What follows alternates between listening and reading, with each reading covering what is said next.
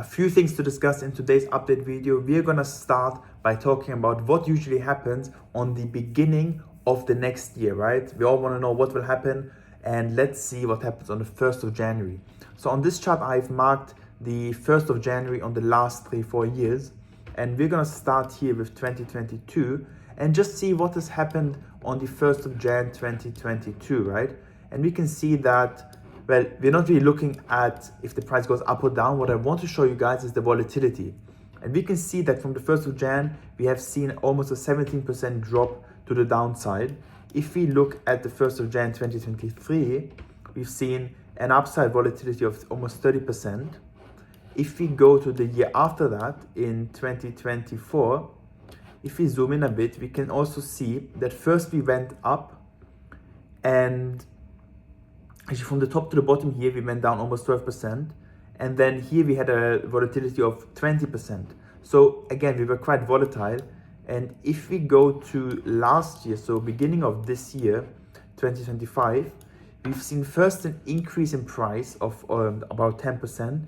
And we've also seen here a drop in price of 14%. So what I want to show you guys basically is just that there's usually volatility, and that currently in the time of the market where we are right now at the end of the year, where people usually don't trade as much, we can see it here that there is barely any volatility in the market. You can see the price not really making any moves to the upside or to the downside. And as people come back to the office, as traders start trading again after the holiday period, usually we can see the volatility coming back in the market, which is a good thing, right? We want volatility in order to have something interesting happening, in order to have trade possibilities. And the next thing I want to talk about is if we overlay, so actually let me go into presenting mode. If we overlay all the years, right? So here we have 2020, 2025, right here, 2024, 3, 2, like the last cycles, right? So this is 2021, 2018, all the cycles, right? And we can see the price movement from the cycles. And what I want to show you guys is where do we normally see the dips, where do we see the bottoms in the markets? And the days on the x-axis are the days until the halving. So here on the very right, we can see this is the halving date. And usually we see the bottom of the market around 500 days before the halving, right? So we can see here in the last cycle in 2022, we were bottoming out around about 500 days, a bit before actually, 500 days before the halving. Same thing happens in the cycle before that, similar thing in the cycle before, and in the cycle before. Of course, the very first cycle Bitcoin was not as big yet, but we can see really this cycle for the last 4 cycles happening, where we have a bottom around about 500 days before the halving. And this is good for us to know for the upcoming, bottom. Now, if we look at the other way around, if we look at where's the bottom from the all-time high, we can usually see that from the all-time high, we usually bottom out around about 700 days after the all-time high. And this chart remains intact unless, of course, right now we break above the all-time high. So the all-time high was around about 126, right? If we go with our theory, and let's bring up this chart. Here we go. If we go with our theory that we already had our all-time high, and the all-time high was here around about end of September at around 126,000, then we can assume that we are going to have the next bottom around about 700 days after the all-time high, or around 500 days before the next halving date.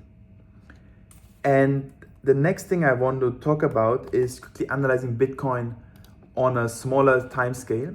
So if we look at Bitcoin at the moment, this is the daily chart, we can clearly see that we are ranging here in between the yearly open price, which was here around about 95,000, and on the bottom 85,000. So over the last month or so, we've just been ranging in between these price ranges. And once we see a breakout, I think we're gonna either go fill out the top side here, where we've been retesting. It has acted as resistance 2 times, and then it has acted as support over here and here. So this is definitely a range that we could go towards, or if we break to the downside, we can retest this zone here around about $75,000 per for one Bitcoin, which has acted as support previously over here in April 2025 when we had the tariffs.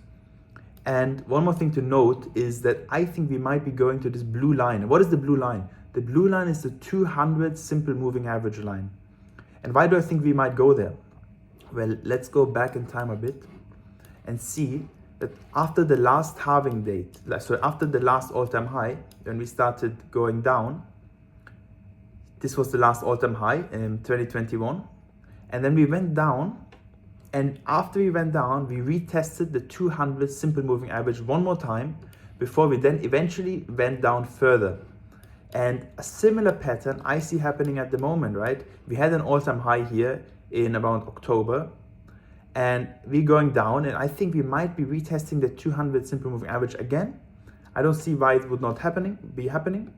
Another thing to note here, if I go to the weekly for you guys and I overlay this chart, which is just a volume profile. Let me zoom in a bit to make it simpler to see. Here we go. So if I overlay this chart, and let's wait for it to load, it is the volume profile. It's just showing us how much volume is at different price ranges, right? You can see that Bitcoin really did a lot of sideways movement here. It consolidated, and therefore the volume is high. There was a lot of trading activity going on around about this price, which is between around 70,000 to 60,000, let's say. But in this price range, you can see there's almost no volume because Bitcoin went up very quickly. It didn't manage to gather much trading activity in this area. And usually in areas where there's not much volume happening, we usually just pass through them. So if we break down from here, I do think that we're gonna very quickly go past this volume range and just surpass it and go straight towards this area, which is around about between 70 to 60,000. And that's what I think will happen. I know it's a bit difficult to see, but that's the analysis for today. So let's see what will happen. Until New Year's, I don't really think much will happen as people are not trading. But then going into the next year, let's see, I think we could retest the 200 simple moving average, as I said, over here, and then go further down as I think we are already in a bear market. Hopefully you guys liked the video. See you guys next time.